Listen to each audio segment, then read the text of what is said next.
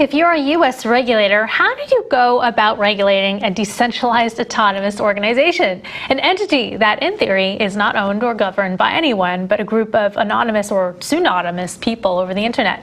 In the case of Ooki DAO, the Commodities Futures Trading Commission decided to sue them outright for allegedly violating federal laws around offering trading products, refusing to register as a futures commission merchant, and by not having a Know Your Customer program.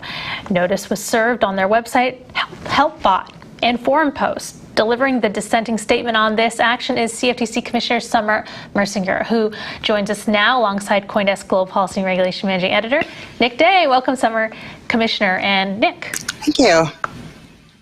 All right. Morning. So, Commissioner, I thought we'd start off, how tough was the decision to go after Ooki DAO in the first place? I mean, of all the DAOs out there, why Ooki DAO? And were you weren't the only dissenter, so it must have been a tough decision altogether. Yeah, it's always tough to use our enforcement powers. It's not something that we do lightly.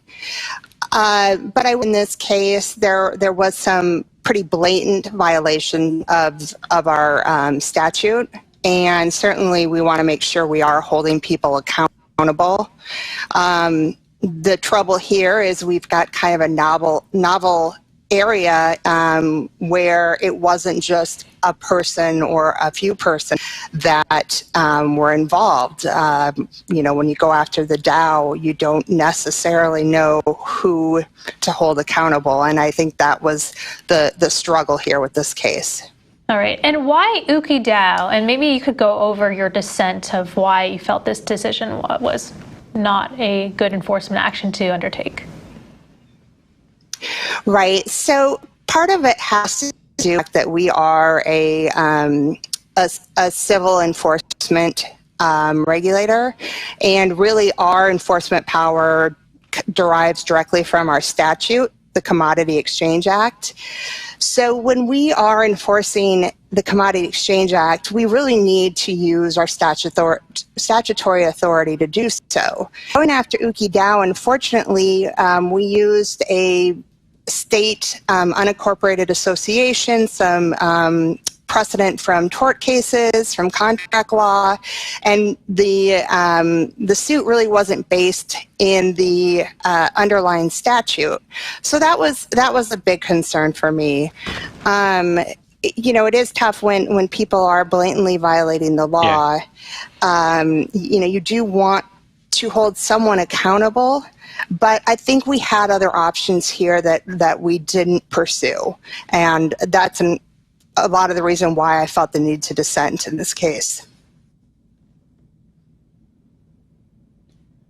Hi, Commissioner. So I guess one of the things I've been kind of trying to grapple with is this idea that the CFTC could charge B0X, the predecessor company, and Ooki DAO was created pretty explicitly to take on the exact same role.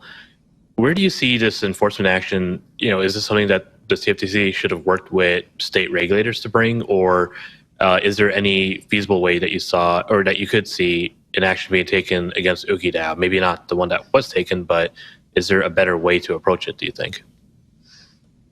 Right. Well, first of all, we did hold the founders liable for the violations for when it was controlled by their company B0X before it was transferred over to the DAO. And in transferring it to the DAO, and with some of the factual evidence we have, I think there was a strong case for an aiding and abetting violation, based on the fact that they did set up a new kind of entity to continue violating the law.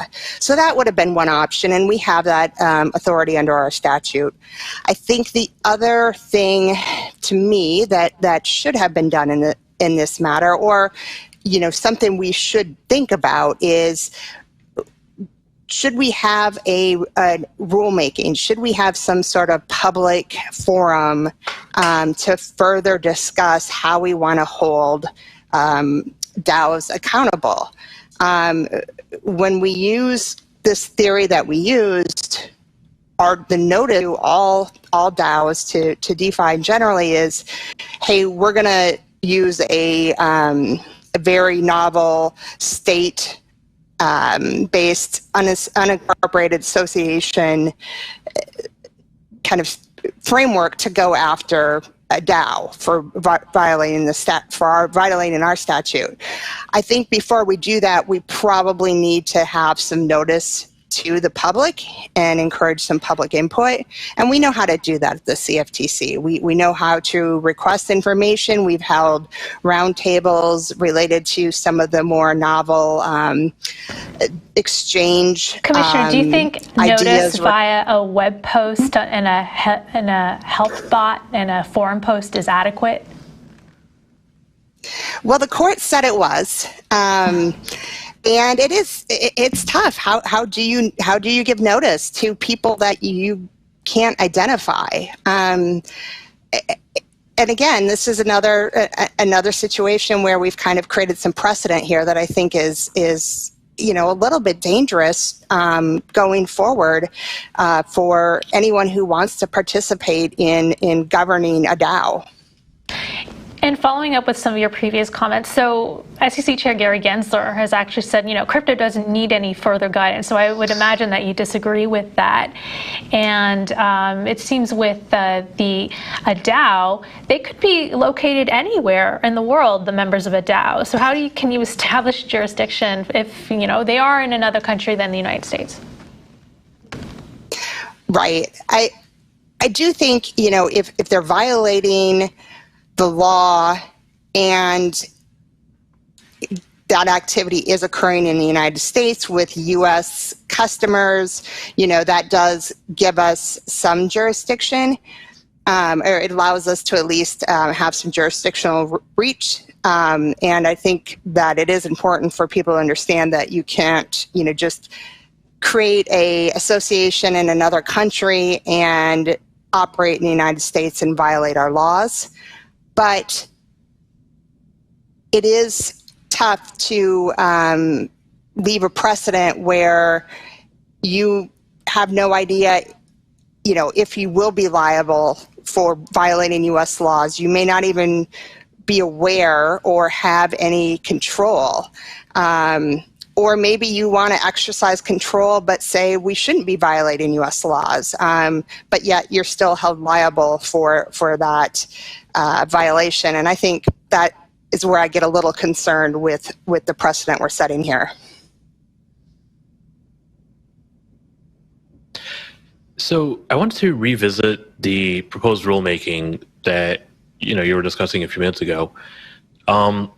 Do you have any thoughts on, are there any specific issues that you would like the CFTC to explain, or any specific approaches that, within that rulemaking, any proposed rules there that would make sense to you? I think certainly,